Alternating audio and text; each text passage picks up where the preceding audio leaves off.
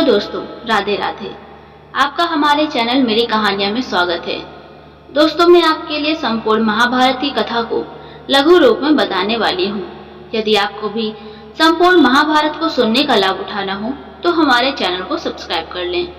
तो चलिए, आज की कथा में हम जानेंगे महाभारत युद्ध की समाप्ति और यदुवंश का संहार कैसे हुआ। दुर्योधन की प्राय सारी सेना युद्ध में मारी गई थी। अंततो गत्वा उसका भीमसेन के साथ युद्ध हुआ। उसने पांडव पक्ष के पैदल आदि बहुत से सैनिकों का वध करके भीमसेन पर धावा किया। उस समय गदा से प्रहार करते हुए दुर्योधन के अन्य छोटे भाई भी भीमसेन के ही हाथों मारे गए। अपने राजा दुर्योधन की ऐसी दशा देखकर और अपने पिता द्रोणाचार्य की मृत्यु का स्मरण कर अश्वत्थामा अधीर हो गया। छुपकर वह पांडवों के शिविर में पहुंचा और घोर काल रात्रि में कृपाचार्य तथा कृतवर्मा की सहायता से पांडवों के बचे हुए वीर महारथियों को मार डाला। केवल यही नहीं, उसने पांडवों के 5 पुत्रों के सिर भी अश्वत्थामा ने काट डाले। अश्वत्थामा के इस कुकर्म की सभी ने निंदा की, यहाँ तक कि दुर्योधन तक को भी यह अच्छा नहीं लगा। पुत्रों की हत्या से दुखी द्रौपदी विलाप करने लगी। उसके विलाप को सुनकर अर्जुन ने उस नीच कर्म हत्यारे ब्राह्मण के सिर को काट डालने की प्रतिज्ञा की। अर्जुन की प्रतिज्ञा सुन अश्वत्थामा भाग निकला। श्री कृष्ण को सारथी बनाकर वह अपना गांडीव धनुष लेकर अर्जुन ने उसका पीछा किया। अश्वत्थामा को कहीं भी सुरक्षा नहीं मिली तो भय के कारण उसने अर्जुन पर ब्रह्मास्त्र का प्रयोग कर दिया। अश्वत्थामा ब्रह्मास्त्र को चलाना तो जानता था पर उसे लौटाना नहीं जानता था। उस अति प्रचंड तेजोमय अग्नि को अपनी ओर आता देख अर्जुन ने श्री कृष्ण से विनती की, हे जनार्दन, आप ही इस त्रिगुणमयी सृष्टि के रचने वाले हैं। सृष्टि के आदि और अंत में आप ही शेष रहते हैं। आप ही अपने भक्तजनों की रक्षा के लिए अवतार ग्रहण करते हैं।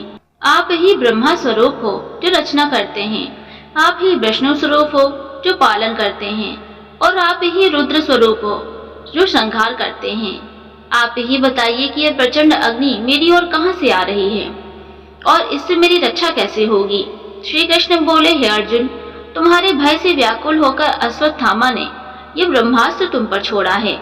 इससे बचने के लिए तुम्हें भी अपने ब्रह्मास्त्र का प्रयोग करना होगा, क्योंकि अन्य किसी अस्त्र से इसका कोई निवारण नहीं हो सकता।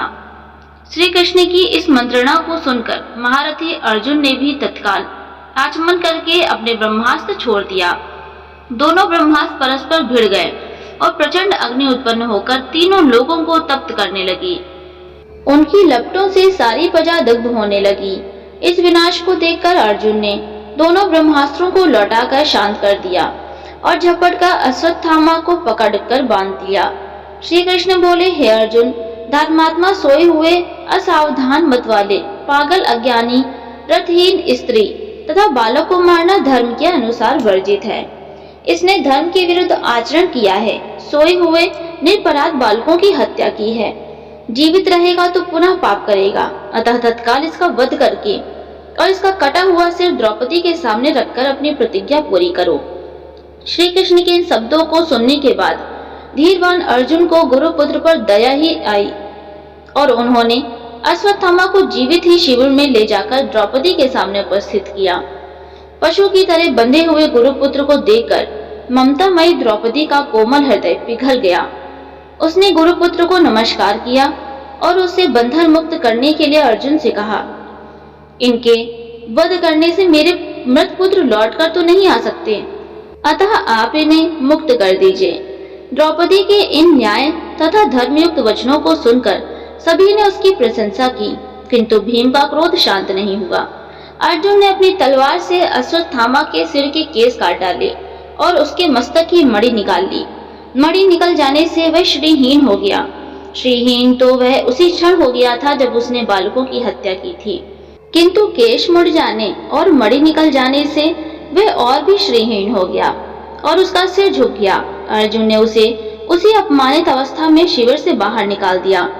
अश्वत्थामा को अपमानित कर शिविर से निकाल देने के पश्चात सारे पांडव अपने स्वजनों को जल दान करने के निमित्त धृतराष्ट्र तथा श्री कृष्ण चंद्र को आगे कर अपने वंश की संपूर्ण स्त्रियों के साथ गंगा तट पर गए। उसी समय एक अपूर्व घटना हुई। उन्होंने देखा उनकी वधू उत्तरा ने व्याकुल स्वर में कहा कि मुझे बचाओ, मेरी रक्षा करो। आप योग योगेश्वर हैं, देवताओं के भी देवता हैं, संसार की रक्षा करने वाले हैं। आप सर्वशक्तिमान हैं। यह देखिए प्रज्वलित लोहे का बाण मेरे गर्व को नष्ट कर देगा। हे प्रभु, आप ही मेरी रक्षा करने में समर्थ हैं। ऐसे कातर वचन सुनकर श्री कृष्ण तुरंत रथ से कूद पड़े और बोले कि अश्वत्थामा ने पांडव वंश को नष्ट करने के लिए फिर से ब्रह्मास्त्र का प्रयोग किया है, जिससे उत्तरा का गर्व अत्यंत जलने लगा।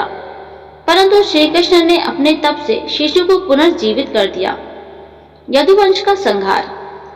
जब 18वें दिन युद्ध समाप्त हो जाता है तो श्री कृष्ण अर्जुन को उसके रथ से नीचे उतर जाने के लिए कहते हैं। जब अर्जुन उतर जाता है तो उसे कुछ दूरी पर ले जाते हैं। तब वे हनुमान जी को रथ के ध्वज से उतर आने को संकेत देते हैं। जैसे ही श्री हनुमान उस रथ से उतरते हैं, अर्जुन के रथ के अश्व जीवित ही जल जाते हैं और रथ में विस्फोट हो जाता है। यह देखकर अर्जुन दहल उठता है। तब श्री कृष्ण उसे बताते हैं कि पितामह भीष्म, गुरु द्रोण, कर्ण और अश्वत्थामा के घातक अस्त्रों के कारण अर्जुन के रथ में यह विस्फोट हुआ है। यह अब तक इसलिए सुरक्षित था क्योंकि उस पर स्वयं उनकी कृपा थी और श्री हनुमान जी की शक्ति थी। जो रथ अब तक इन विनाशकारी अस्त्रों के प्रभाव को सहन किए हुए था। महाभारत के युद्ध के पश्चात सांत्वना देने के उद्देश्य से भगवान श्री कृष्ण गांधारी के पास गए। गांधारी अपने 100 पुत्रों की मृत्यु के शोक में अत्यंत व्याकुल थे। भगवान श्री कृष्ण देखते ही गांधारी ने क्रोधित होकर उन्हें श्राप दे दिया कि तुम्हारे कारण से जिस प्रकार से मेरे 100 पुत्रों का आपस में लड़कर नाश हुआ है, उसी प्रकार तुम्हारे यदुवंश का भी आपस में एक दूसरे को मारने के कारण नाश हो जाएगा। भगवान श्री कृष्णचंद्र ने माता गांधारी के उस श्राप को पूर्ण करने के लिए यादवों की मति को फेर दिया। एक दिन अहंकार के वश में आकर कुछ यदुवंशी बालकों ने दुर्वासा ऋषि का अपमान कर दिया। इस पर दुर्वासा ऋषि ने श्राप दे दिया कि यादव वंश का नाश हो जाए। उनके श्राप के प्रभाव से यदुवंशी पर्व के दिन प्रभास क्षेत्र में आए और पर्व के हर्ष में उन्होंने अति नशीली मदिरा पी ली और मतवाले होकर एक दूसरे को मारने लगे। इस तरह से भगवान श्री कृष्ण को छोड़कर एक भी यादव जीवित न बचा। इस घटना के बाद भगवान श्री कृष्णचंद्र महाप्रयाण करके स्वधाम जाने के विचार से सोमनाथ के पास वन में पीपल के वृक्ष के नीचे बैठकर ध्यानस्थ हो गए। जरा नामक एक बहलिये ने भूलवश उन्हें हिरण समझकर विष युक्त बाण चला दिया, जो उनके पैर के तलवों में जाकर लगा और भगवान श्री कृष्ण स्वधाम को पधार गए। तो दोस्तों, ये था महाभारत का अंतिम चरण। आपको कैसी लगी वीडियो हमें कमेंट में जरूर बताएं। वीडियो अच्छी लगी हो तो लाइक करें, चैनल को सब्सक्राइब जरूर कर लें। धन्यवाद दोस्तों।